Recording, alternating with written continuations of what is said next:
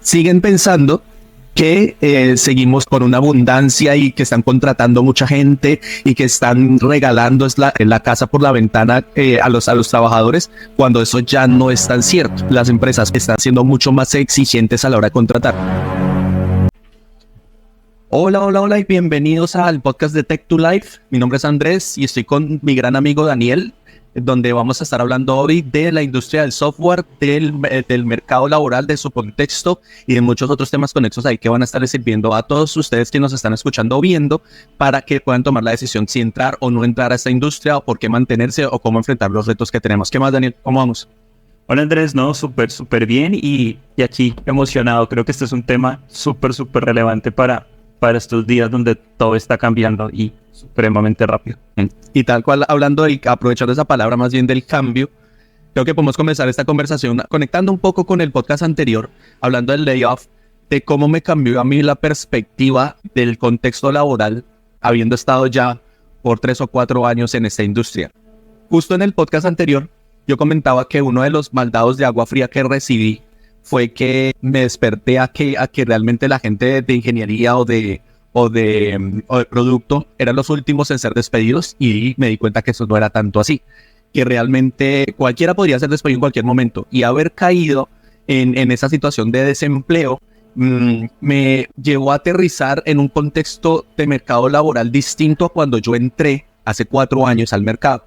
Y hace 4 años el mercado que fue pre-pandemia, en pandemia, me encontré con un mercado laboral bollante donde había oportunidad y trabajo para todo el mundo, prácticamente regalando el trabajo. Estoy exagerando un poco, obviamente, pero estaban regalando el trabajo y era muy fácil. Y aterrizo yo, 2023, en un layoff, al contexto del mercado laboral actual, y encuentro que hay muchas ofertas, sí, pero también mucha competencia, digamos, en postulaciones, mucha gente buscando trabajo.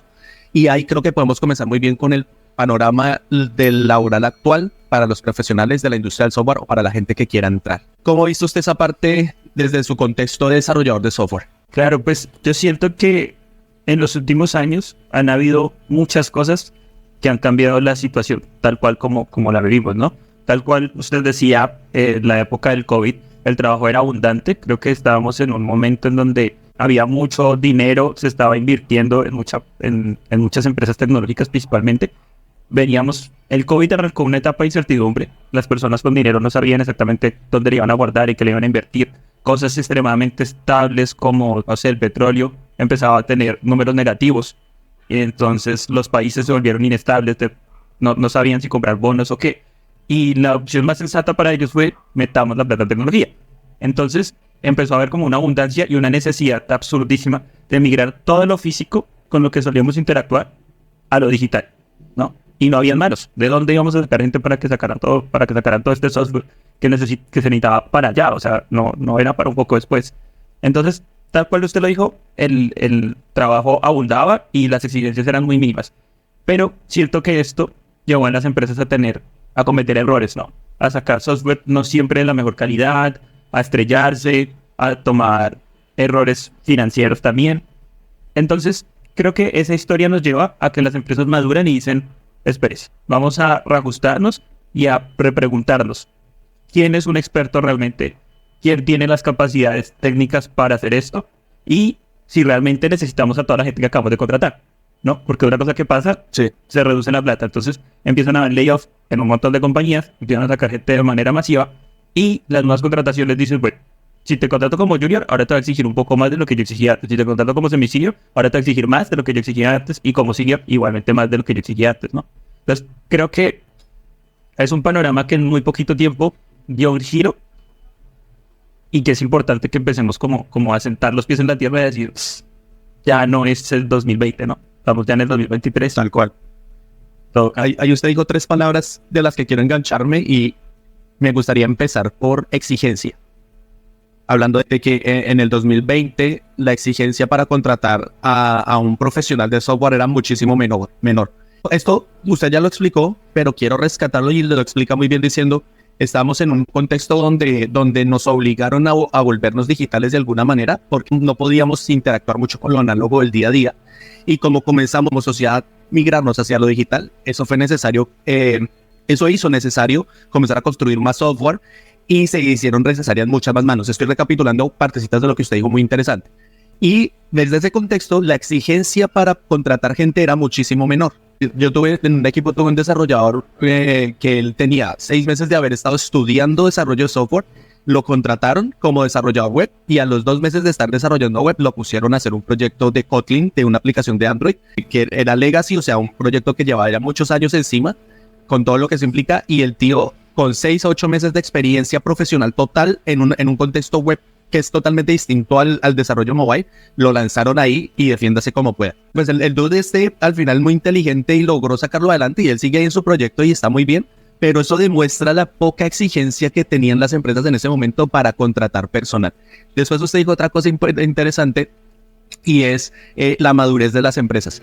Yo no sé si fue que las empresas maduraron o la situación las hizo madurar a la fuerza, porque claro, estábamos en un contexto donde, como usted bien dijo, las empresas, o más bien los inversores, dijeron en dónde podemos poner la plata que veamos un crecimiento importante, y volvieron a ver a la industria de la tecnología del software como ese vehículo que les iba a llevar a tener retornos locos y comenzaron a poner la plata ahí. Las empresas comenzaron a recibir plata a lo loco, con unas valoraciones locas también, y comenzaron a contratar mucha gente, porque claro, comienza el mercado a pedirles crecimiento exponencial, crecimiento acelerado, porque hay mucha gente que requiere lo que están haciendo o lo que tenían o lo que van a hacer, hablando en términos digitales. Entonces comienzan a contratar mucha gente, y como usted también muy bien dijo, es una cosa loca como en 3 años pasamos de un pico ascendente altísimo a un pico descendente en caída libre, porque terminamos COVID, comenzamos a entrar en el tema de inflación y todo este tema económico mundial que está bien complejo, y las empresas comienzan a decir, ¿y ahora qué hacemos con toda esta gente? Ya no conseguir capital no está tan fácil como hace 2 años, ya los fondos de inversión de riesgo están mucho más precavidos en donde ponen la plata, que sí siguen poniendo plata, pero están mucho más precavidos, y entonces comienzan las empresas a encontrar mucho más difícil levantar capital, teniendo en cuenta que muchas que estaban todavía en ese mar de buscar el market fit, de ya me están comprando y puedo vivir con mi caja, sino que siguen necesitando inversión de riesgo. Entonces, los fondos se comienzan a preocupar, comienzan a restringir un poquitico la plata que colocan, y las empresas tienen unas nóminas gigantes por todo lo que vivimos en el pico más alto de la situación, y ahí es donde comienzan a ver los layoffs y comienzan a, ¿cómo decirlo?, como aterrizar al contexto actual en el que estamos. Entonces, digamos que ha sido un cambio loco de foco, de un momento de gran abundancia a un momento de mucha restricción y de mucha cautela. Pero muchos, y aquí está el problema, y aquí es donde yo comencé diciendo, ese fue mi primer baldado de agua, siguen pensando que seguimos con una abundancia y que están contratando mucha gente y que están regalando la casa por la ventana a los trabajadores, cuando eso ya no es tan cierto. Entonces ahí, ¿qué oportunidades de empleo hay para recién graduados de software o de otras carreras? ¿O qué oportunidades laborales hay para personas que estén en otros rubros para entrar en este momento 2023 a la industria del software? ¿Usted qué ha visto? Claro, pues yo siento que primero, tal cual como lo hemos venido diciendo, hubo una evolución completa de lo que tenían que hacer las cosas de las personas y de lo que se esperaba de cada quien, ¿no? Entonces, en este instante, el empleo no ha desaparecido, solo ha evolucionado, ¿no? Entonces, muchas empresas tuvieron que sacar estas personas que aportaban poco valor, y estas personas salen al mercado a buscar nuevas oportunidades. Nacen nuevas compañías que crean nuevas ideas, porque en toda crisis vienen nuevas oportunidades. Entonces, hay personas que quieren aprovechar estas nuevas oportunidades que existen y necesitan un equipo. Pero este equipo que necesitan estas personas es un equipo top. O sea, necesitan gente realmente capacitada y que entienda muy bien lo que está haciendo. Entonces, también viene un nuevo factor, ¿no?, que se junta a todo esto, y es que se acaba la pandemia y nos reciben nuevas tecnologías como el boom de la inteligencia artificial. No es que esto no existiera antes, pero no era tan popularizado y se comprendía tanto lo que podía hacer. Y pues, empresas como Google, OpenAI con ChatGPT nos han demostrado que hay muchas cosas más que las máquinas pueden hacer por nosotros. Entonces, en este sentido, tenemos que tener nosotros una mayor percepción de nuestro trabajo desde un punto estratégico para podernos apalancar de estas herramientas y poderlas usar. Eso significa que nuestro conocimiento, en vez de ahora ser menor, porque podemos usar máquinas tiene que ser todo lo opuesto. Tenemos que entender mucho más, tenemos que llevar nuestro conocimiento más allá para poderle decir a una máquina, oye, hazme el código que necesito para esta función. Y que uno tenga la capacidad de razonar y decir, si tiene razón parcialmente, o definitivamente no la tiene, y interactuar con ella para que te asista, ¿no? Entonces, toca empezar a entender mucho más las bases, toca tenerlas muchísimo más en cuenta, porque un vicio que existía, o que empezó a nacer, yo creo que en el 2018 por ahí, era que se preparaba la gente con el último tema, ¿no? Entonces, yo soy programador frontend, entonces yo aprendo las tecnologías para el navegador, las últimas, lo más importante, cuando hay una base por detrás, pero no era importante porque habían cursos que me prometían que yo en 3 meses iba a conseguir trabajo, si aprendía específicamente 3, 4 temas puntuales. Entonces, y eso en el front también había su equivalente en el backend y en muchas otras cosas. De hecho, hay una ruta que es muy popular porque se necesitaba en abundancia que llamaba MERN, que son 4 tecnologías claves que se aprenden en teoría en 6 meses. Y digo en teoría porque en la práctica uno queda con muchos vacíos haciendo un curso estrictamente de MERN. Entonces, eso funcionaba porque del apuro sacabas software con lo que sabías en esos 6 meses. Ahora, que entendieras cómo funcionaba, que entendieras por qué era así o que fuera óptimo, no siempre. Entonces, creo que eso fue lo que ocasionó muchos errores y que ahorita con todas las nuevas herramientas, si caemos en el error de confiar en ellas a ciegas o tenemos unas bases muy frágiles, lo que vamos a hacer es mucho código espagueti. Vamos a terminar teniendo software de muy mala calidad, poco escalable. Seguramente vamos a poder sacar un producto, pero en el momento en el que empezamos a tener, que pasemos de 10 a 100 usuarios, se nos va a ir el carajo lo que hemos construido. Y precisamente es lo que la industria no quiere hoy. La industria quiere hoy gente que haga cosas robustas. No, sí, siga así. Eso que se dice me lleva a aterrizar todo esto como qué herramientas y qué habilidades debe tener en este momento alguien que desarrolla software, porque volviendo al tema de la exigencia, antes y cuando digo antes es que antes no es antes hace 20 años, antes es hace 3 años, hace muy poco tiempo, era lo que usted dice, hacían un bootcamp, aprendían con un curso y simplemente con eso ya conseguían trabajo. El gran problema que eso tiene, y vuelvo y lo reitero porque creo que eso es lo que más quiero comunicar con este mensaje es ya en el momento actual en el que estamos, eso ya no está vigente, ya no está válido, porque las empresas por la falta de capital están siendo mucho más exigentes a la hora de contratar. Pero el problema que hay detrás de eso es que aún hay hoy en día empresas que siguen vendiendo la idea de haz este curso de 48 horas, haz este bootcamp de no sé cuántos meses y con eso consigues trabajo. Yo hace ¿qué será? Como 2 meses. Sí, como la semana que me despidieron, me llamaron para ser mentor en una hackathon. Entonces, pues muy feliz, yo fui a mi hackathon y todo el cuento. Y indagando un poquitico, era un bootcamp donde los pelados que estaban haciendo la hackathon habían aprendido React en un curso de 48 horas. Y en todas partes los pendones que habían de ese evento era aprende con este bootcamp y consigue trabajo o crea tu propia empresa o sé self-employed, ¿no? Yo decía, qué mentira tan grande. O sea, eso en este momento ya no es posible porque ahí quiero conectarme con una cosa que usted estaba diciendo, pero quiero encerrarlo en un concepto y es el criterio. El problema que tienen las personas que aprenden así o que aprendían así es que no tienen el criterio para tomar una decisión de una implementación de lo que van a hacer. Y digamos, como Product Manager y como Project Manager, que ya ha sido muchos proyectos, de lo que más se ha adolecido en mis equipos es de un par técnico que me pueda dar la tranquilidad de que hablando de tecnicismos o de la implementación técnica, eso va a ser de mucha calidad o que va a cumplir con lo que tiene que cumplir. Eso que ha recibido muchas veces en los equipos en los que he estado, y es principalmente porque no conocen los fundamentos, que era lo que usted decía.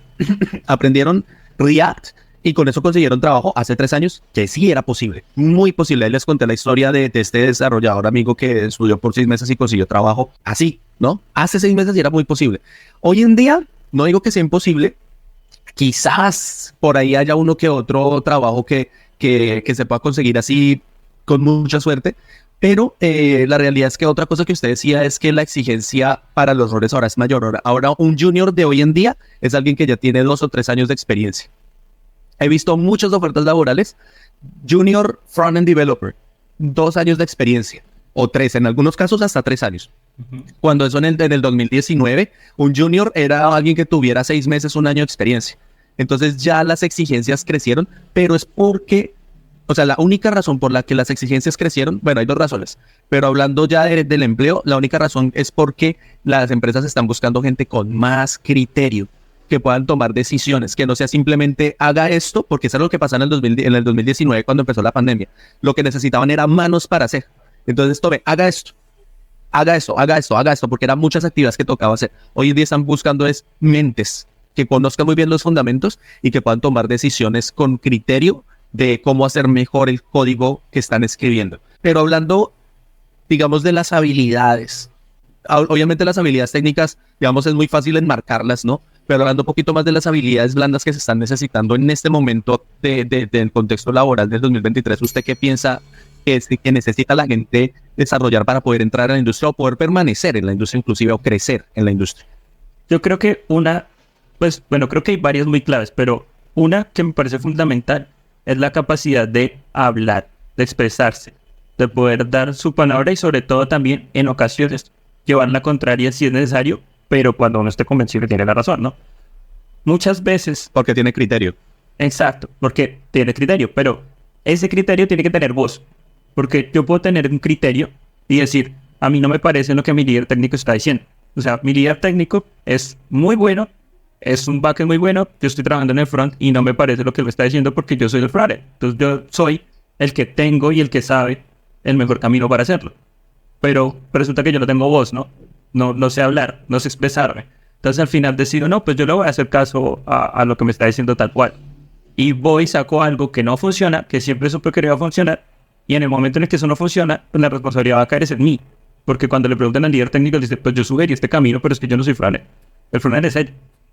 Y él tiene toda la razón. Claro, debió haberme dicho que no, dicho que no. Exacto, y eso es algo que ocurre y las personas no hablan. O simplemente le denegan, hace lo que tiene que hacer, pero él sabría que podría ser mejor. Las cosas funcionan, es alguien que va a estar ahí, pero que no llega a sobresalir, ¿no? Cuando abres y tienes esa voz, logras marcarte un espacio, hacer que la gente te tenga presente.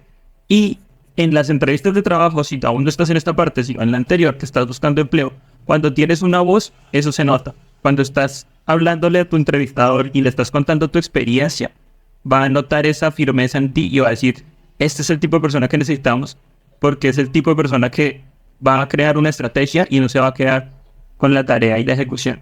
Creo que está diciendo una cosa muy importante y quiero como darle más profundidad en el tema de por qué no comunican o por qué no tienen voz o por qué no son capaces de retar una decisión del líder técnico. Creo que todo lo que usted está diciendo es 2000% cierto.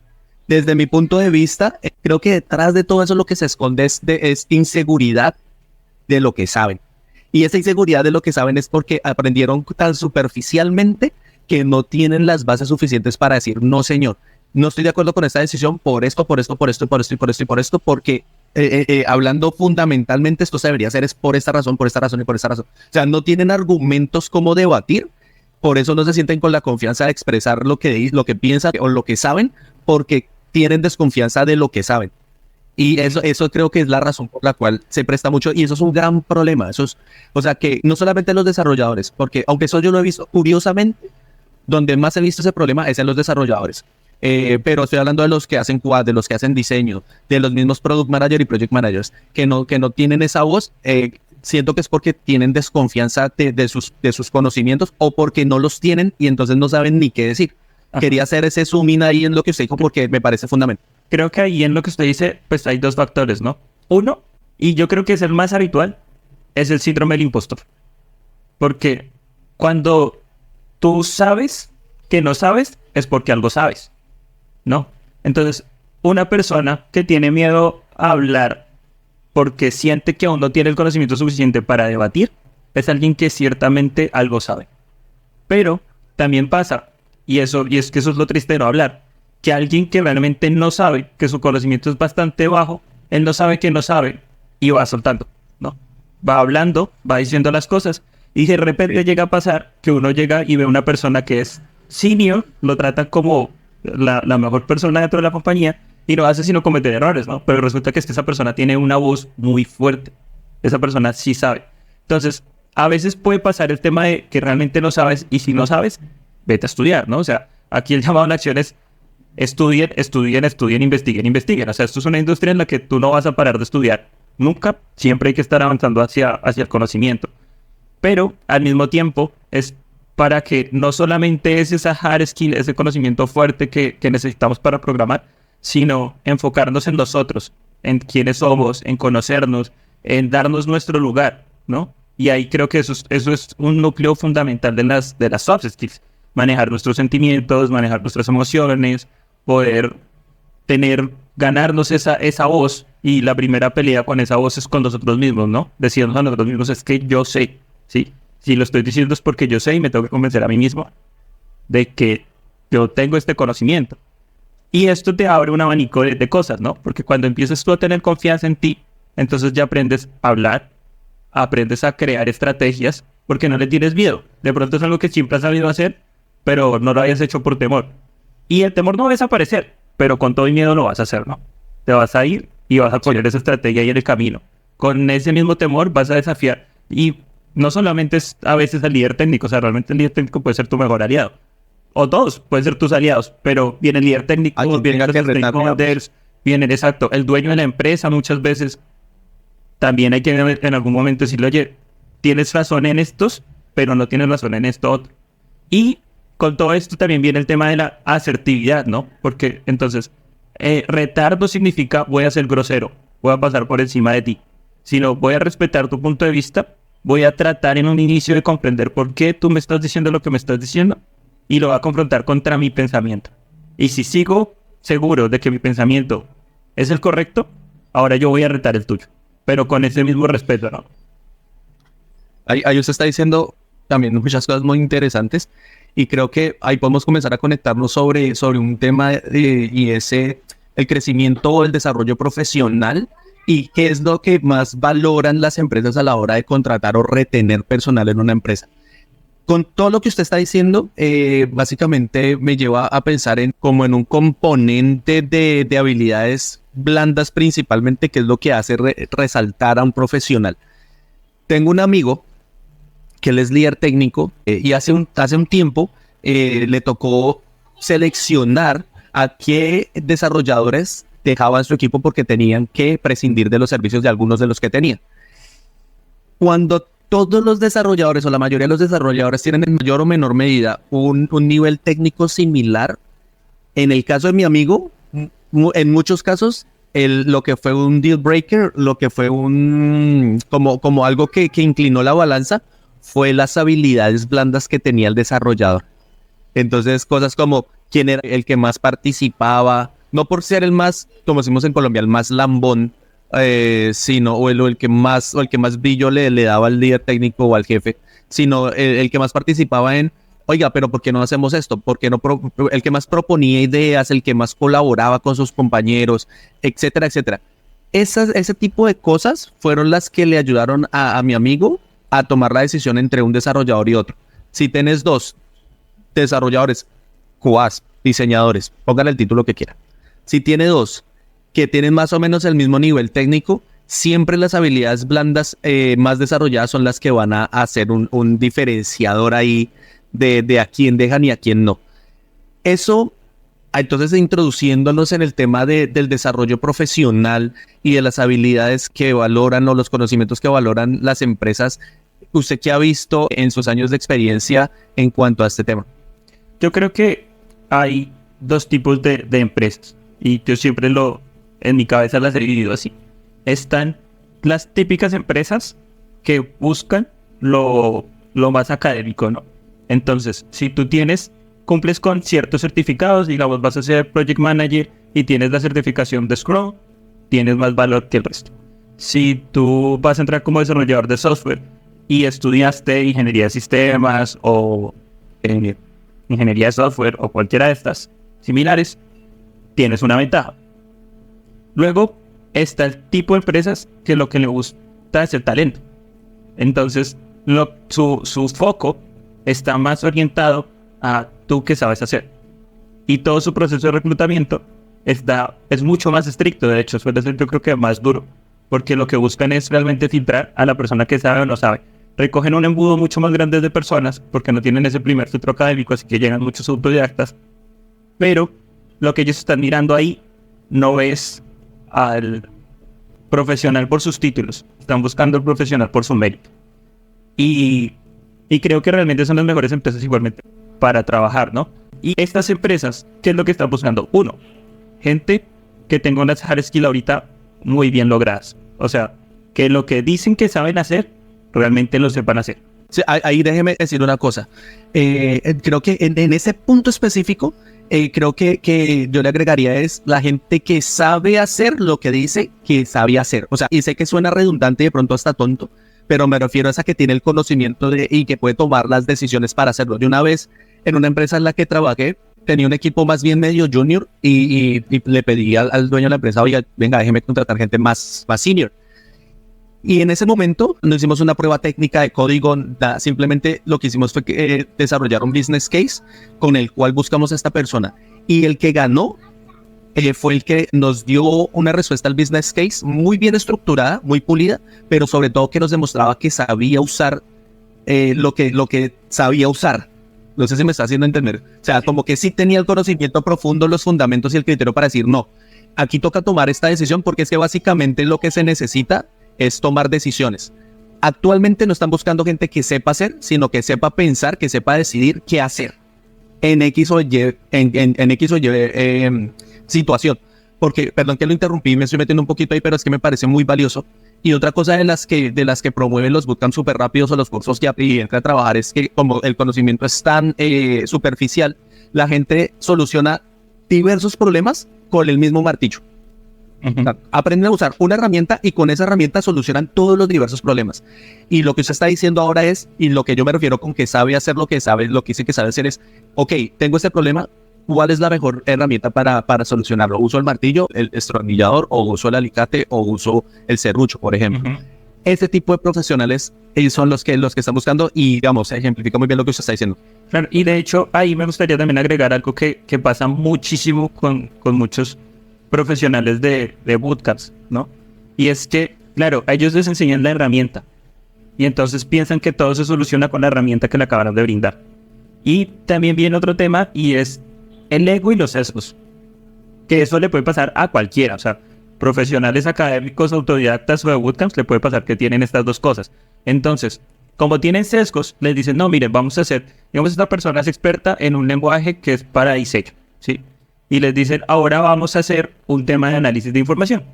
Y van a tratar de meter el lenguaje tradicional que siempre saben usar con calzador en un entorno en donde no cabe. Exacto. Y eso puede ser porque, uno, porque su ego dice, yo soy experto en esto, así que lo voy a hacer con eso. Y dos, porque tienen un sesgo que probablemente les dice, es que ese lenguaje es muy difícil, es que es muy complejo, es que no sé qué, y tienen temor de irse hacia ese lado.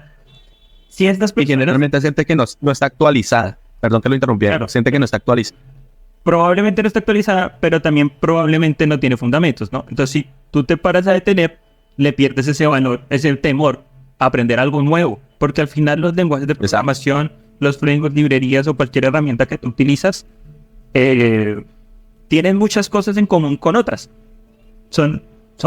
Tienen reglas, normas similares. Entonces, simplemente empiezas a adaptar, ¿no? Y a decir, bueno, el equivalente aquí es este. Pues madre, yo solía usar tal funcionalidad en este lenguaje, en este no existe, pero lo puedo hacer dando una vuelta más larga de pronto, ¿no? O empezar a estudiar, entonces, ¿cuál es el equivalente acá? Claro, es una nueva curva de aprendizaje y vuelves otra vez a ser aprendiz, ¿no?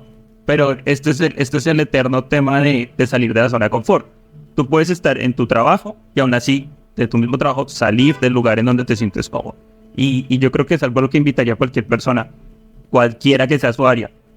Si tienes miedo, lánzate, hazlo y embárrala. O sea, nosotros somos novatos y yo creo que ese es el mejor lugar donde uno puede estar, siendo un novato. Porque cuando tú eres experto, cuando tú eres el mejor, ya no tienes mucho ni de dónde aprender. En cambio, cuando tienes un reto es donde realmente creces. Y ese tipo de personas que están dispuestas a tomar ese tipo de riesgos son extremadamente valiosos. son los que las empresas van a decir, ¿saben qué? Los contratamos. Porque además, desde un punto de vista estratégico y global de las compañías, están buscando la permanente innovación. Porque resulta que estas empresas, que son tradicionales, las matan al día siguiente una innovadora. Y para ser innovador necesitas personas disruptivas que no le tienen miedo al cambio constante. Entonces, si eres un tipo... Y que se comunican. Claro, claro. Que se comunican, que son asertivas, que tienen buenas habilidades blandas, que tienen buenas hard skills, y que además de eso... Que proponen y no tienen miedo de lanzarse al fuego. Porque no importa cuál compañía seas, en cualquier momento te puedes estancar. Puede ser la empresa más innovadora, por ejemplo Google, que ha sido una de las más innovadoras en toda su historia. Ahorita OpenAI con ChatGPT lo pone a temblar, porque resulta que desde que salió ChatGPT, menos cosas se googlean. Entonces significa que es distinto, es una innovación, porque ChatGPT no sacó un buscador. Y de hecho, ChatGPT delira, te puede estar mintiendo de frente, pero le estamos cogiendo más confianza. Tal cual. Le estamos cogiendo más confianza a este robot que nos puede estar diciendo mentiras que a un buscador que se han buscado ser lo más serio y lo más sincero, o al menos eso es lo que dicen, ¿no? Ya eso puede ser debate. Lo más preciso, creo que la palabra correcta es precisión. Es precisión. O la respuesta. Y una amenaza externa que es innovadora, que ellos seguramente no vinieron a venir, a pesar de que ellos trabajaban también en el LLMs, que son los modelos de lenguaje largos. Y tienen el propio, que ya sacaron, se llama VAR, pero los pusieron en la situación incómoda, ¿no? Entonces, ¿qué necesita Google para poder salir de la situación incómoda? Gente que no tenga miedo de tomar riesgos. Ahí conectemos un momento con el tema de estas nuevas tecnologías como IA, en su momento la nube, cuando fue una nueva tecnología, etcétera, etcétera. ¿Cómo esas nuevas tendencias, o qué perspectiva tienen ustedes de cómo esas nuevas tendencias afectan la demanda de empleo en la industria? Yo creo que la IA toma dos caminos y hacia los dos caminos tenemos que ponerle cuidado. Uno es como innovación, como herramienta para mi productividad personal. Sí. Si yo ayer me pedían que hiciera una nueva funcionalidad, y bueno, yo hablo mucho de programación porque soy programador, pero eso aplica a cualquier área, ¿no? La labor que me ponen a ejecutar, yo me tardaba 3 días, hoy hay una IA que va a hacer que yo me demore 10 minutos, media hora, 1 hora. Algunas son instantáneas, otras van a necesitar de mi criterio, ¿no? Pero el punto es que se va a empezar a esperar que la gente sea más productiva. Y no porque yo tenga que esforzarme y matarme más, sino porque tengo que empezar a trabajar de manera más inteligente y menos duro. Entonces, si a mí me piden un código ahorita, yo organizo lo que me acaban de pedir, me genero un prompt y lo paso por 2 o 3 servicios como ChatGPT, y luego de eso transcribo lo que a mí me sirve. O directamente muchas veces puedo copiarlo y pegarlo tal cual y ya me funciona. A veces tengo que adaptarlo, él no tiene contexto en muchas cosas, ese es mi trabajo, adaptarlo. Pero a veces problemas que me pueden estancar 3 horas porque tenía que entender cosas, él lo hace. Si me toca un código legacy, alguien que hizo otra persona y no documentó, yo puedo copiar ese código y pasárselo a ChatGPT y él me va a decir, hace esto, recibe esto y esto, y en esta parte podría haber un problema. Incluso me puede decir, ¿sabes qué? Aprovecha este momento y optimiza esta parte de ese código porque está como feo, ¿no? Entonces, desde ese punto, me vuelve a mí una persona mucho más ágil y puedo enfocarme en la estrategia. Entonces, volvemos al tema de por qué es importante personas que piensen más allá de solamente mi trabajo y ya. Y cuando pensamos en ese más allá, empezamos a encontrar que la IA tiene herramientas que nos permiten moldearlas a nuestro interés. Tienen APIs, tienen repositorios open source que podemos descargar, y ahí podemos empezar a integrarlo con nuestros productos, ¿no?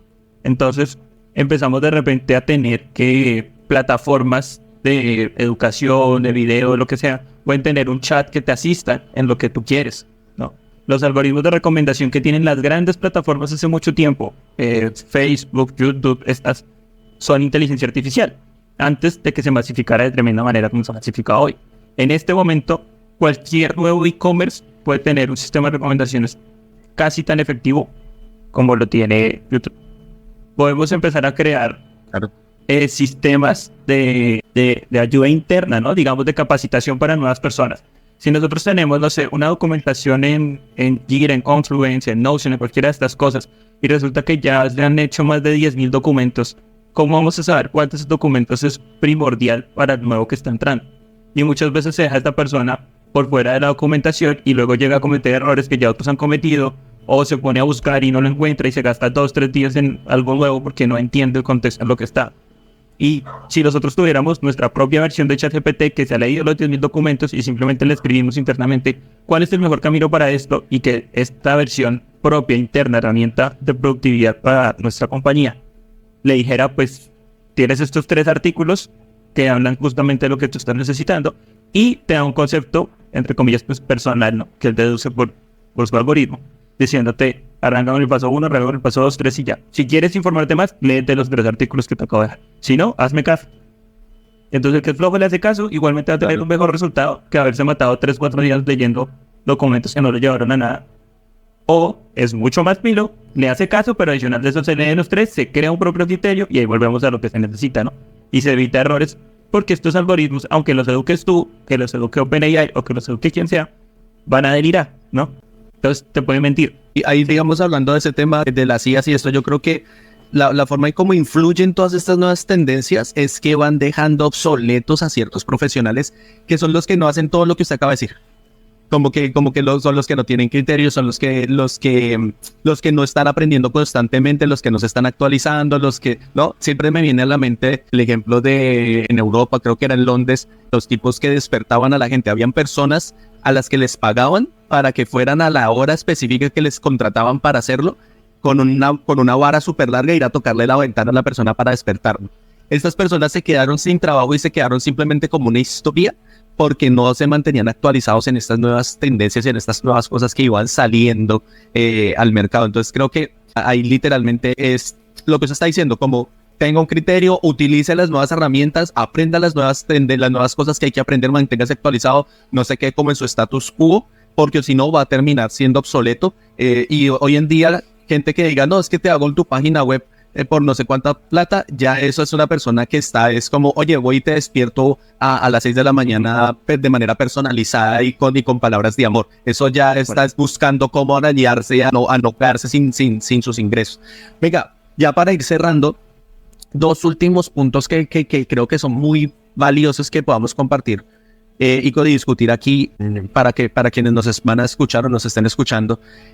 Y el primero es cómo se están adaptando las empresas de software, obviamente, para retener o atraer profesionales en el contexto actual del mercado. ¿Usted qué ha visto en cuanto a eso? Yo siento que en este momento ellas siguen ofreciendo lo mismo que ya ofrecían antes. Y al contrario, han entrado más en un estado de firmeza, donde son quienes están poniendo un poco más condiciones, ¿no? ¿Qué dan para retener a la gente? Pues buscan, uno, darte oportunidades de crecimiento para que no te quedes donde estás, sino que sigas avanzando. Y también lo esperan, ¿no? O sea, si una empresa te contrata hoy para junior, pasan 2 años y te siguen viendo igual de junior, te empiezan ya a tener entre ojos, ¿no? Porque muy probablemente están buscando capacitarte, están buscando darte oportunidades y por alguna razón tú no las estás tomando. Entonces tal vez eres una persona de valor. Pero a quien le interesa crecer y a quien le interesa avanzar, es una muy gran ayuda, ¿no? Que te den acceso a cursos, que te den acceso a capacitaciones y sobre todo que te den la voz y te digas, ¿sabes qué? Puedes venir a hablar acá, participa, porque así te vas a empezar a hacer notar. O ven y te llevamos con este cliente para ver tú qué ideas sacas o lo que sea. Entonces, eso lo hacen algunas, lo hacen bastante y me parece una muy buena cosa. Te dan algunos perks, te dan cosas como, no sé, descuentos de gimnasio, bonos, que eso siempre viene bien, ¿no? Realmente creo que el software es una de las industrias que mejor trata y mejor mima a sus empleados. Eso es muy cierto. Creo que en cierto punto también ha pasado que las personas tech se han vuelto incluso hasta divas. He visto personas rechazar trabajos muy bien pagos o lo que sea porque les dieron un MacBook del 2018 y no uno del 2022, porque los perks no son suficientes o por cualquiera de este tipo de cosas. Entonces, ahí cierto que está bien en lo que las empresas ofrecen, pero siento que también con todo lo que ocurrió pandemia y lo que hablamos ahorita, se detuvieron y dijeron, venga, espérense un tático, ya no necesitamos tantas personas, la vamos a dar menos, pero no a todo el mundo, sí, vamos a reorganizar un poquito aquí las cosas. Entonces siento que no han mejorado, no han empeorado, pero se pusieron exigentes. Sí, tal cual, digamos que desde el contexto de las finanzas conservadoras o austeras que están manejando muchas empresas hoy día, que hay una nota al pie de página y es de que muchos fondos de inversión, digamos YC, es muy popular la carta que le mandó a sus alumnis diciéndoles, se vienen tiempos difíciles, sean austeros con la plata, hagan recortes, hagan esto y esto y esto. En ese orden de ideas, yo también estoy de acuerdo. La industria del software es la que mejor consiente a sus profesionales, pero sí he visto, no han dejado de hacerlo, pero sí he visto una reducción, digamos, en la cantidad de cosas que ofrecían o que daban para el personal. Entonces, yo veía ofertas que decían de computadores tuyos después de un año, o te regalamos el teclado. Bueno, no sabían ni qué hacer para atraer al personal. Hoy en día, si bien siguen habiendo cosas, por ejemplo, en general, mientras estuve en la etapa de buscar trabajo, los beneficios que generalmente me mencionaban eran educación, cosa que me parece súper valiosa. Servicios o productos que vendiera la misma empresa, como que digamos, si yo soy una startup que tiene una aplicación de gimnasios y tenemos gimnasios en todo el mundo, pues entonces obviamente te damos gimnasio, ¿no? Entonces como que lo mismo que ofrece la empresa, esos son los perks que están dando. Y salarios que sí son competitivos, pero también como que los salarios de diva que estaban dando antes también sean como entre comillas grandes, estancado un poco. Porque pasaba lo que usted dice, como que ya como estaba tan apetecido el talento excepcional y retener el talento bueno que se quería ir, entonces ya comenzaron a ofrecer salarios exorbitantes y entonces te pagamos el Netflix, te pagamos el Prime, te pagamos el gimnasio, te pagamos esto y esto para que te quedes.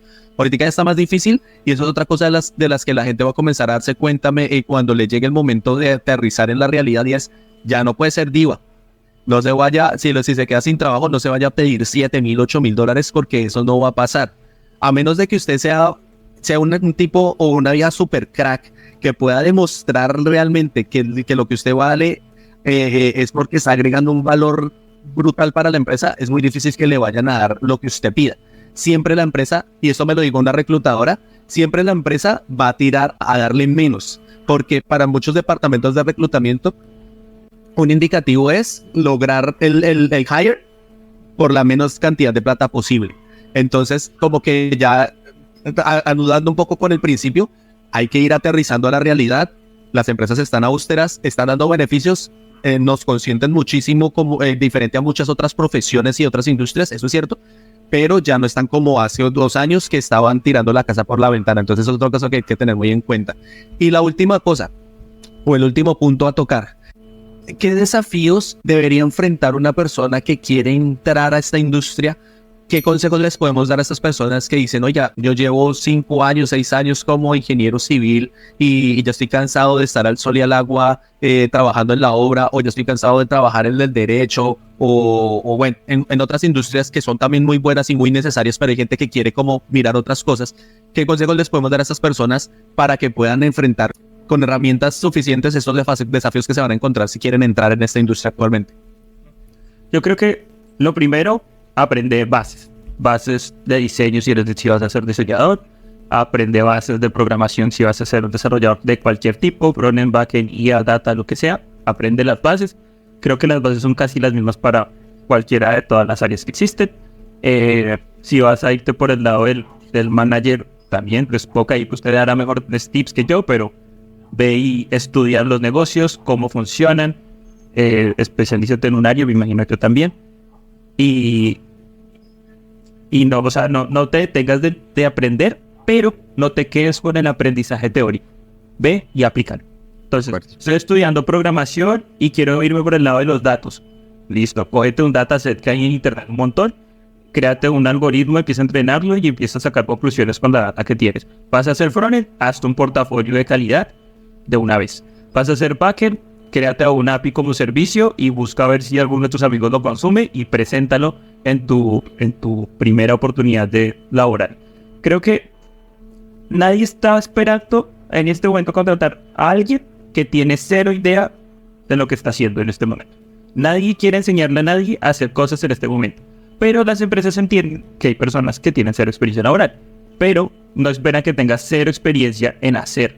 Entonces, si puedes llegar con un portafolio de cosas usables, no genéricas, o sea, si te estás haciendo un bootcamp y en el bootcamp hay un proyecto que tienen todos los estudiantes que están haciendo ese mismo bootcamp, no te quedes con ese bootcamp. O sea, no te quedes con ese proyecto. Mejóralo, púlelo. O sea, si quieres partir desde ahí, parte desde ahí. Pues ya tienes un código o ya tienes un mockup o lo que sea. Parte de él. Pero desarrolla. Llévalo a algún lugar donde los demás no lo han llevado. Y cuando te estés presentando en tu entrevista, cuenta por qué lo hiciste, qué objetivos perseguiste y cuáles resultados obtuviste. Eso es lo que las empresas están buscando. ¿Sí? Busca mentores. Totalmente de acuerdo. No vayas solo. El camino del autodidacta es difícil. Y creo que vivimos en una era de autodidactas. O sea, si tú vas a la universidad, está bien, está fenomenal. Vas a tener unas bases y vas a tener una estructura de pensamiento que te va a servir como herramienta.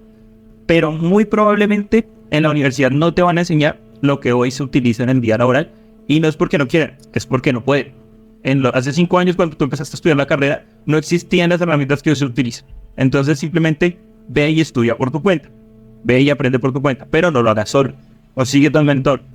Consigue a alguien que te acompañe, que te apalanque, que te permita aprender de sus errores, para que tú no cometas esos errores que esa persona ya cometió.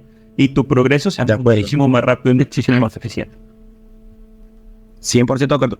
Para mí el mentor es un 10x de aprendizaje de lo que uno pudiera hacer. Además porque el autodidacta tiene las ganas, tiene la energía, pero no sabe por dónde seguir, por dónde coger para llegar del punto A al punto B. Entonces se pierde, entre comillas, se pierde mucho tiempo que se pudiera estar aprovechando.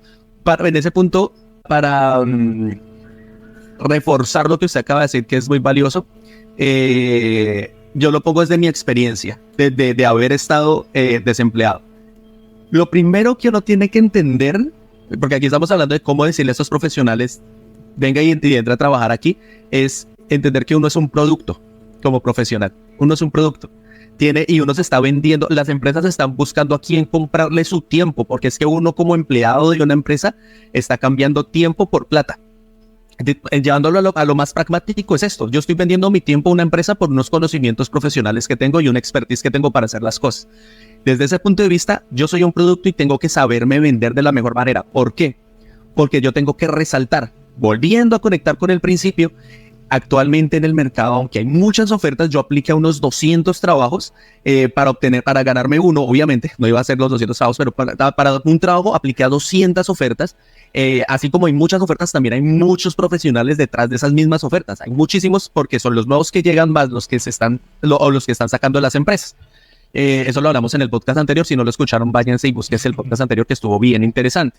Entonces, claro, a usted no lo están buscando porque es que esta es la única persona que me puede resolver el problema y entonces estoy como diva. A ver, ¿tú qué me vas a ofrecer? ¿Y tú qué me vas a ofrecer? Y pasó así en el 2020 que había gente que recibía muchas ofertas y como que, a ver, ¿tú qué me estás ofreciendo? ¿Y tú qué me estás ofreciendo?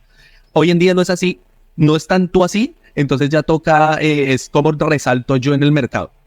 Y para resaltar, yo tengo que demostrarle a la empresa con ejemplos claros cómo yo le puedo agregar valor a su empresa.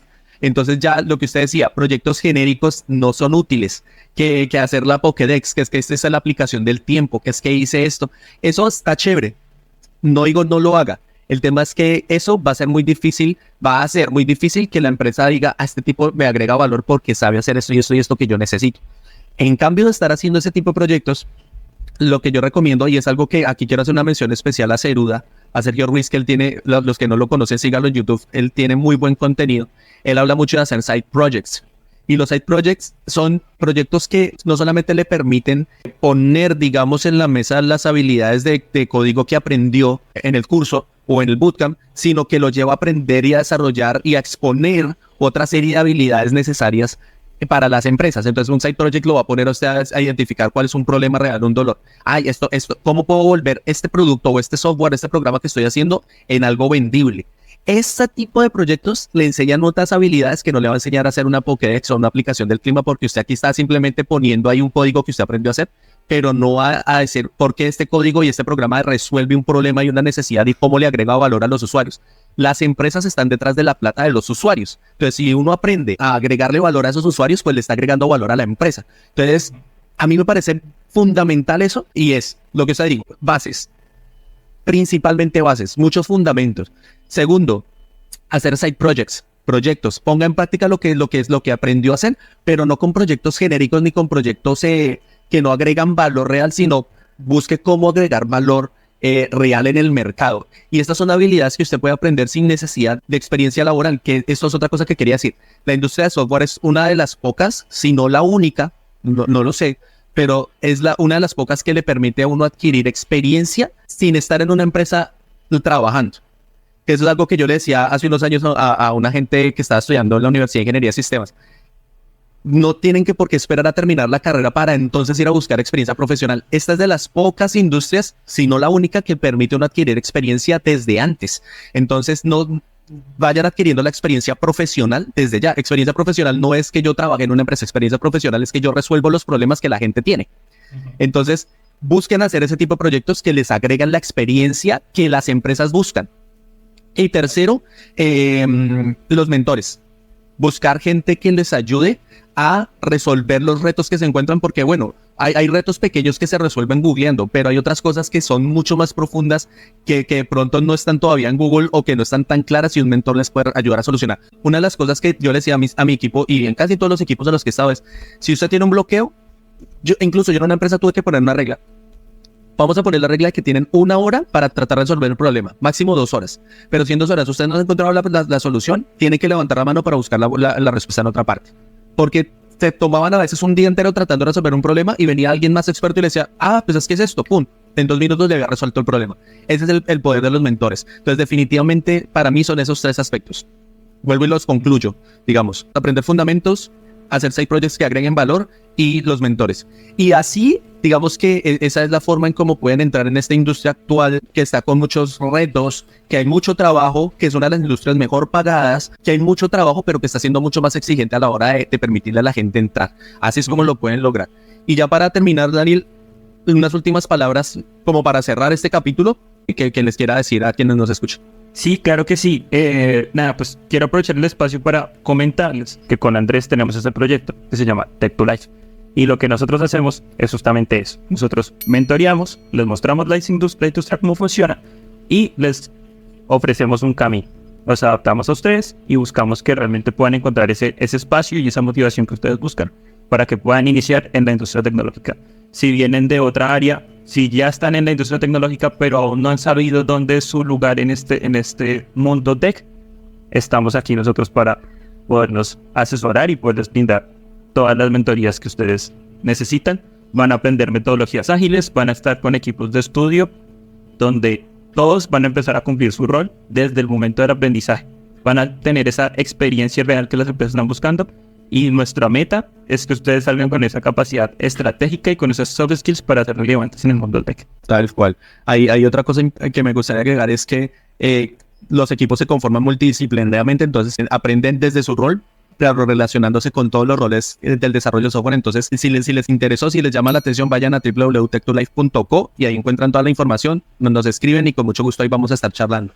Y ya, este sería el final de este capítulo. Por favor, si les gustó, suscríbanse. Si están viéndonos en YouTube, suscríbanse al canal, activen la campanita para que se enteren en el momento en que estamos lanzando un nuevo episodio. Si nos están escuchando en Spotify, también síganos. Vamos a estar charlando mucho sobre esta industria, sobre las habilidades que se necesitan, sobre cómo crecer profesionalmente dentro de esta industria y muchas otras cosas más. Muchas gracias por haber llegado hasta este punto y nos escuchamos en el próximo episodio. Un abrazo. Chao. Chao, chao.